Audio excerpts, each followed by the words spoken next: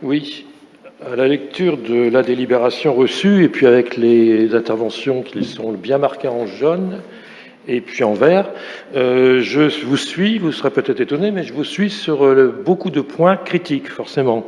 Sauf que, en toute logique, avec tous les points critiques, M. Guzinski, c'est la même chose, tous les points critiques, et j'en apporterai d'autres points supplémentaires pour argumenter en défaveur de ce projet. Alors, ce qui m'étonne, c'est qu'effectivement, sur tous ces points très intéressants, en toute logique, il faut plutôt aller vers le refus de ce projet, un avis défavorable. Alors, j'ajouterai quelques éléments supplémentaires. Donc c'est là où je ne comprends pas votre position. Avec autant de points négatifs, comment peut-on quand même émettre un avis favorable? Vous me répondrez. Avis favorable, Monsieur Munro, sur l'ensemble. Attention, permettez-moi de vous apporter. Je reviendrai sur la distinction, effectivement. Parce pas d'avis favorable sur l'ensemble. J'ai pas du tout. On n'a pas du tout écrit ça. Hein.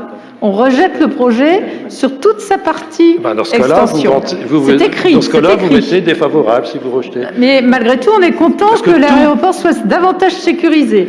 Évidemment, là, il y a un amalgame qui est fait, j'y reviendrai. Il y a un amalgame qui est fait, ou un espèce de pactage où il faudrait, on supprime l'extension de l'aéroport et on devrait, ça serait la mort de l'aéroport. Monsieur Guzinski dit ce type de propos, je ne partage pas du tout.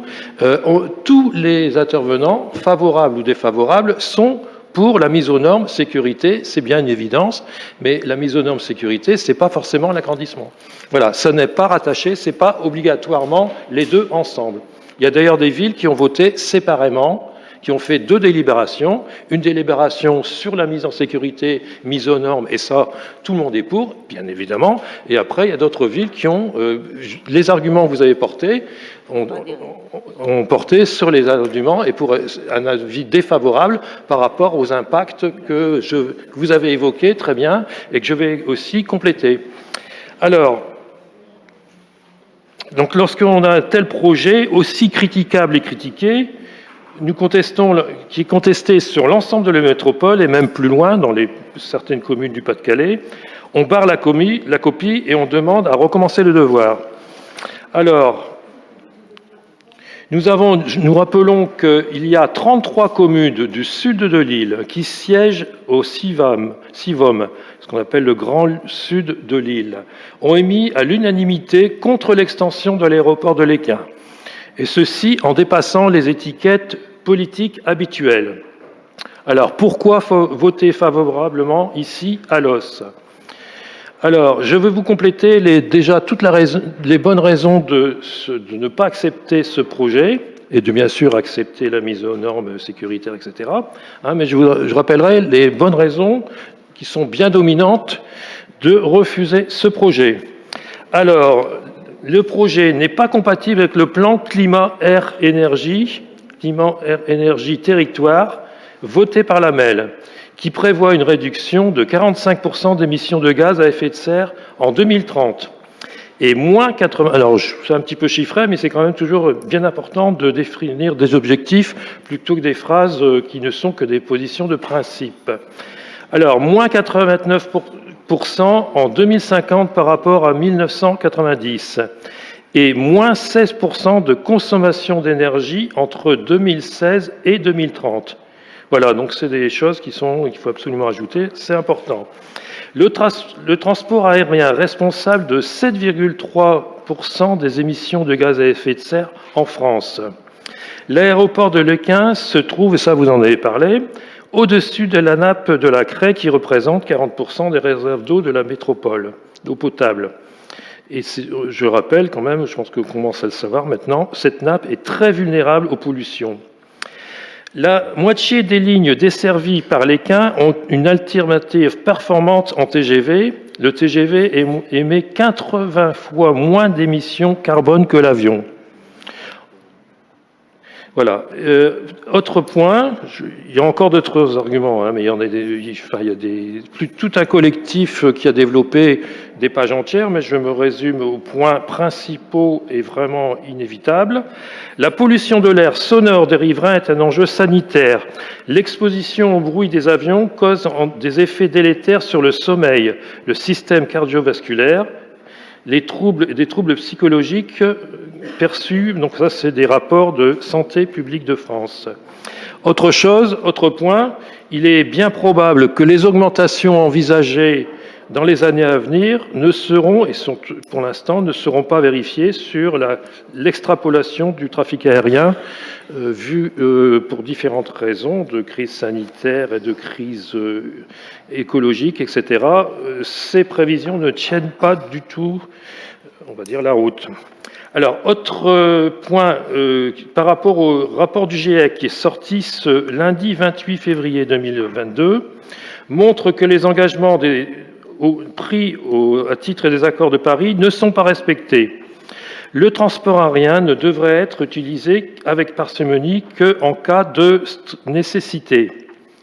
En conclusion, l'agrandissement de l'aéroport est contraire à l'intérêt général dans un contexte d'urgence climatique. Alors c'est vrai que l'intérêt général, je me demande si, on a tout à l'heure aussi parlé sur un autre sujet de l'intérêt général, on n'a peut-être même pas la même conception de l'intérêt général, hein, c'est plutôt quelquefois des intérêts plutôt très privés, à court terme, et maintenant l'intérêt général, on n'a plus le même prisme, l'intérêt général, ce serait plutôt de sauvegarder le niveau du climat et l'urgence écologique et la réduction des émissions à gaz à effet de serre. Je considère que c'est le nouvel intérêt général et non pas un intérêt général qui remonte pour des projets quelquefois, si on voulait reparler d'un autre projet, qui remonte quelquefois à 10, 15, 20 ans. Voilà, donc l'intérêt général, il me semble qu'il a changé depuis une vingtaine d'années. Alors, précision importante aussi, cette remise en cause du projet actuel ne condamne pas la mise en norme réglementaire de sécurité de l'aéroport dans son ensemble.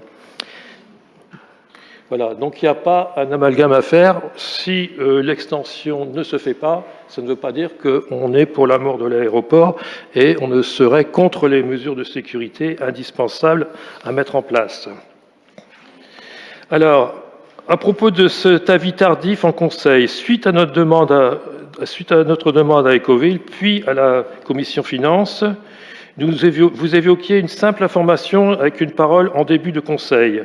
Alors nous nous réjouissons d'avoir ici maintenant ce débat avec la 29e délibération dans le Conseil municipal.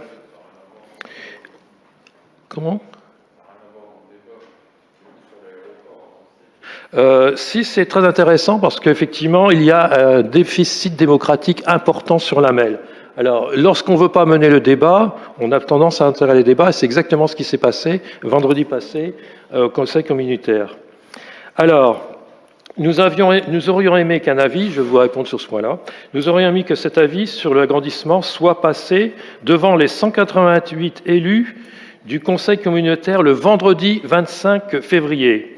Et court-circuit démocratique, le vote s'est fait uniquement devant les membres du bureau exécutif, c'est-à-dire 35 personnes, en toute discrétion le matin.